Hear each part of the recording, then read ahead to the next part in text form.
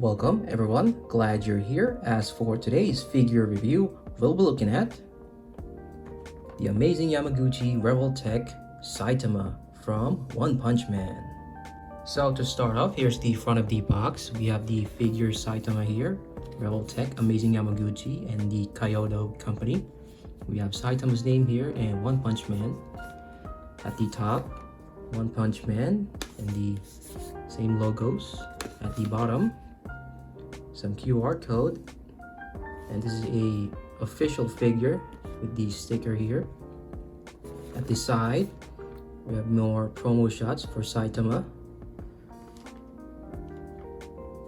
and at the other side, another promo shot, and at the back, more of a promo shot for Saitama and his various poses. And it does include what you get with the items here. So yeah, without further ado, let's open this bad boy up.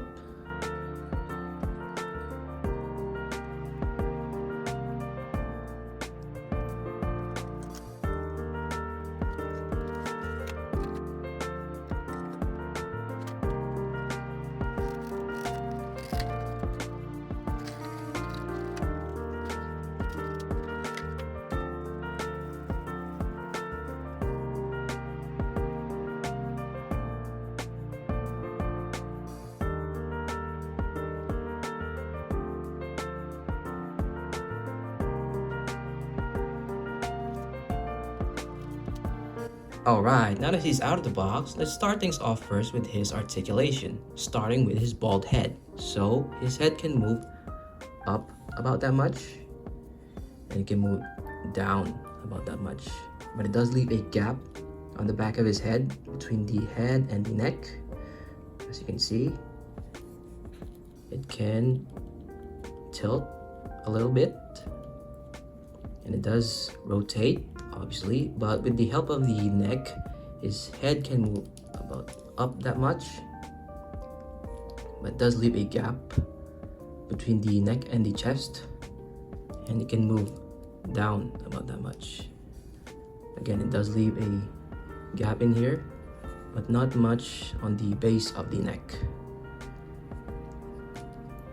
It can tilt from side to side, and it does rotate. And the peg underneath the headpiece looks like this. It is on a curved peg with a dumbbell base that the head accessory sits on, and the curved peg is supposed to face backwards and not towards, because if it's facing forward, then the gap on the back of the head will be much wider. So the correct way that the curved peg is supposed to face is towards the back and not the front. And it's also written here in the instructions, so if you see that, that's the correct way on where the curved peg is supposed to face. So yeah. Next bit of articulation is the cape, and the thing around his neck here is actually sculpted, and it does move. It moves from backwards and forward, and it does move a little bit up and down. Same on the other side. And the base here at the back, this is where the cape is actually attached to. There's like a peg here, and unfortunately the cape is not removable. And there are wires around the cape, like around here and here, pretty much on where you'll find these stitches. Unfortunately, on my copy, the wire here did break, or it snapped off. I don't know when, probably when I took it out of the package, but that's a bit sad for me, especially since I like this figure. But yeah, it doesn't drape down, because if you try to drape it down, the base here at the back does protrude, and that doesn't look good. So what Kaiyodo's intention was to have this cape like flowing, or on the pose. So I mean, he is a anime character, so I guess the cape doesn't obey the laws of gravity. So yeah. The next we have the arms. The arms can move up about this much. Same on the other side. So more of a T pose. That's pretty cool. And the upper shoulder here does rotate. It's a bit of a rotation around here as well. It does move upward as well. There is bicep swivel, and it is on a single joint with a peg, if you can see that. But it acts as a double joint, so that's pretty cool, as expected of Amazing Yamaguchi figures. And it is on a hinge on the hands, and this is what it looks like. And the bracers here on his arm is removable, so that's what it looks like.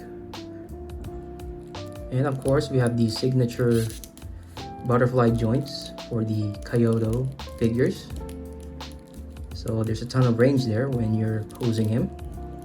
And the reason why the thing around his neck is movable is so that the arms can move upwards without any problem.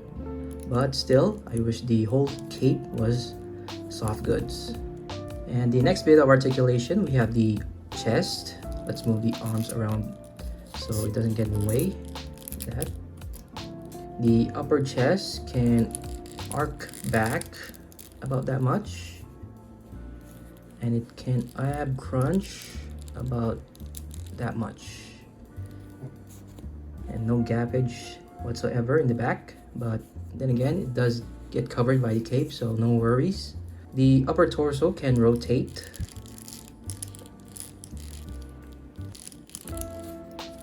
and it can tilt. Pretty cool. With the lower torso, it can arc back about that much, and it can ab crunch about that much.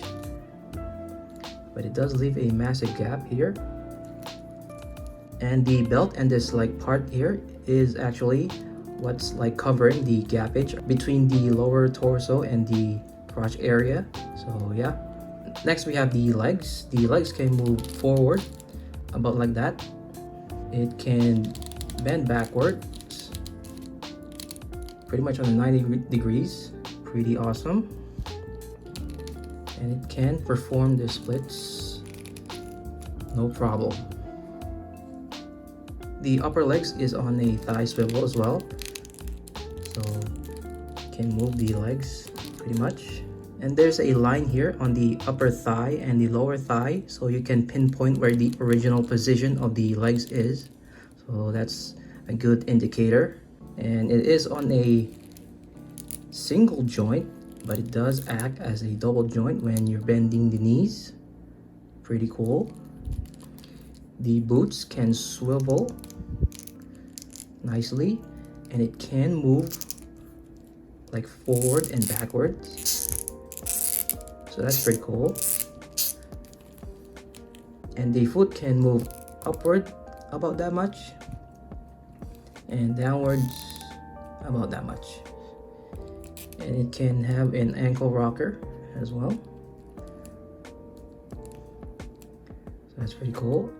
And lastly, the toe pivot can move up, and it can also move down, so pretty great. That's it for this guy's articulation, as expected of Amazing Yamaguchi. Pretty great. Let's move on. Alright, now that he's out of the box, let's begin first with his accessories, starting off with what's on the figure. So here's Saitama's head sculpt, his serious mode. They really captured his essence and his likeness from the manga and anime. And this is his iconic fist from his iconic moves, his one punch. Pretty great. Overall, love the sculpt on the gloves and the bracers here. So there's that.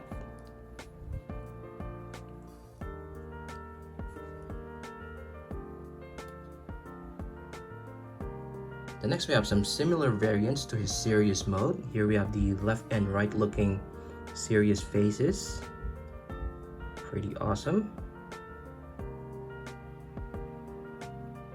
After that is a similar variant of that, which is the screaming left and right looking faces. I really like the details on the lines on the eyes. Awesome. And last but not least, if you're only ordering the standard version, you get the blackened and white eyes. Here we have the super serious mode, and here we have the screaming face. I really like these two head sculpts. Pretty great. And now if you pre-order the figure, then you get the silly, or you know, his goofy casual face. Pretty awesome. Pretty great added bonus, but I wish they just added this one with the standard version instead of like a pre-order bonus. So there's that. And next we have Saitama's other hand accessories, starting with this expressive hands. Sadly, it doesn't come like with more, you know, relaxed hands, so I guess you have to contend with these instead. Pretty great nonetheless. The next pair of hand accessory, we have this claw or grabby hand. Pretty awesome. The grabby or claw hands really pairs up well with like his fisted hands. It really looks great when he's like performing his like winding up moves like that, as an example. Pretty awesome. And the last piece of hand accessory, we have this in motion one punch hand, and sadly it's only right-handed, so I guess Kaiyodo decided that this Saitama figure would be right hand dominant, even though he can perform his one punch move with both his hands. So there's that. Pretty awesome looking nonetheless. I like the impact mode that it does. And the other hand accessory did come in with like this plastic bracket that you can safely store in whenever you're not using it. So pretty great that they included this as well. And on to the next batch of accessories, we have his effects, starting off with this consecutive punches. Sadly, again, this is only right-handed and no left-hand effects for his, you know, consecutive punches. And to pair this up with the figure, you have to attach it to this transparent ring with the peg, and you can just attach it onto here, onto this peg hole, like so, like that. And after that, you can just remove the hand on the figure, and you can just slide the effect right in onto his bracers, like so. And then you can just put back the right hand, and there you have it, his consecutive punches. Pretty great effect, but sadly this only comes like in his right hand and no left hand, so you get what you get, I guess. Pretty great nonetheless. And the next piece of effect, we have just like breaking the sonic barrier effect. Pretty awesome looking effect. Again, with the consecutive punches effect, you can just slide this right in onto the figure on either his right or left hand. You can just remove the hand first and just slide this onto the bracers, like so. And then you can just put the hand back in, and there you have it. Pretty awesome effect. And the last bit of effect, we have this like impact effect that you can use on the figure on like numerous ways. So as an example, here we have the first attachment to the effect. We have the like transparent fish hook, which is on in like a hinge that you can clamp it on the figure. So in order to attach this to the figure, here we can just slide it onto either his left or right armpit and just clamp it in there, like so.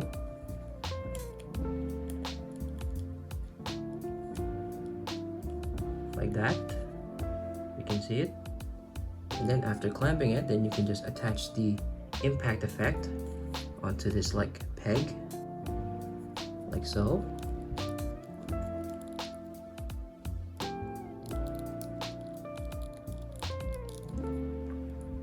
And there you have it. Saitama getting hit with the impact effect. Pretty great. Another attachment to the impact effect is this transparent bar with two peg holes and a peg. And the peg is where you can attach the impact effect on. But in order to use this, we have to introduce first the stand of the figure. Here we have the base of the stand, and here we have the arm for the stand. And you can attach this onto any of the many peg holes on the base of the stand. And here we have the claw of the stand, or the clamp rather, that you can easily but very tightly attach to the top of the arm. So here we have the stand for the figure. But in order to attach the second attachment of the impact effect, you can just attach this onto where the clamp usually goes, and just attach it there instead of the clamp, as I'm having trouble because it's very tight, like so. And then you can just attach the impact effect on this transparent peg on the transparent bar, like so. And there you have it. You have a stand for the impact effect. As an example, here we have Saitama performing a one punch move, and you can just place the impact effect on here to have an added effect for the move that he's doing. So that's pretty great. And the last bit of accessory, we have the double-sided pegs, which is on a hinge. The small one, which is the red one, is an extra piece in case the hinge on Saitama's arm breaks. So here's that. Glad they included an extra piece. While the big one, or the white one, is a peg that you can attach to Saitama in case you want to use this instead of like the clamp on the stand. So as an example, here we have the stand with the transparent bar with the pegs and the double peg holes. Here we can attach the hinge that you can attach to Saitama on either the back here or in the front, whichever way you want. And while that's attached, you can attach it onto the back of Saitama on his upper butt here, like so. So there you have it. Saitama on like this flying pose.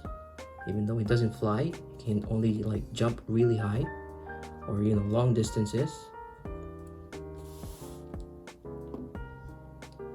You can even like put like the impact effect here in case you want like more effects on what he's doing. So that's pretty great. So those are Saitama's accessories. So let's move on. Oh, and another thing about the white peg here, where you can usually attach Saitama on his flight poses and all that. When you attach it to the bar, this transparent bar here, you can actually attach the the clamp here, where this usually goes to the arm of the base stand. You can actually attach it here on the peg. So yeah, this actually acts as more like an extension when holding the figure. So yeah, and you can hinge it up and down like that. So that's actually pretty cool. Now it's time for some size comparisons, but as always, before I compare him to some of my other figures, I'd like to compare him to some general items that you can find on your house, so that you can have like a general sense on how he scales compared to these items. So to start off, here is a ball pen and a marker. Here is a spoon and a fork. And last but not least, here's a PlayStation 5 controller and an egg. Alright, let's get to the other figures. Comparing him to some of my other figures, firstly, here are some DC figures. Next, here we have some Marvel figures. And after that, here we have some anime figures. Oh, and please don't hesitate to comment down below if you want to know which line these figures are from. I'll try my best to respond to those comments. And last but not least, here are some of my Street Fighter figures. Okay, overall, for my first original Revoltech amazingyamaguchi figure, the Mess Toys Black Suit Neighbor or Black Suit Spider-Man, I don't think that actually counts since that's more of a custom / bootleg figure. This was a very solid figure. And despite my nitpick on his cape not being overall soft good and the protrusion here in the back because of this base and the unfortunate snappage here on the wire, I think I'm still satisfied that it still gets the job done in terms of like, you know, posing it pretty great, and it holds really well. So there's that. And another great thing about the figure is the overall, you know, articulation. You really can't go wrong with, you know, Revoltech's articulation, since it's one of the best in terms of like the 1/12 scale figures. So here's that. And I get the complaint of the lack of silly or, you know, goofy faces like this pre-order bonus head here, but you gotta look at it at this way. I think when they made this figure, I think they were leaning towards more on, you know, his serious side. I think that was Kaiyodo's intention. And with the tons of other serious faces here, with the other head sculpts and, you know, his well-toned and muscular body on the figure, I think that was really the intention when they made this figure. But yeah, if you're looking towards more, you know, his silly or goofy looking side, then I think the Figma and Dyson figure has that covered. I think the Figma one has like one silly head sculpt and the Dyson has like two.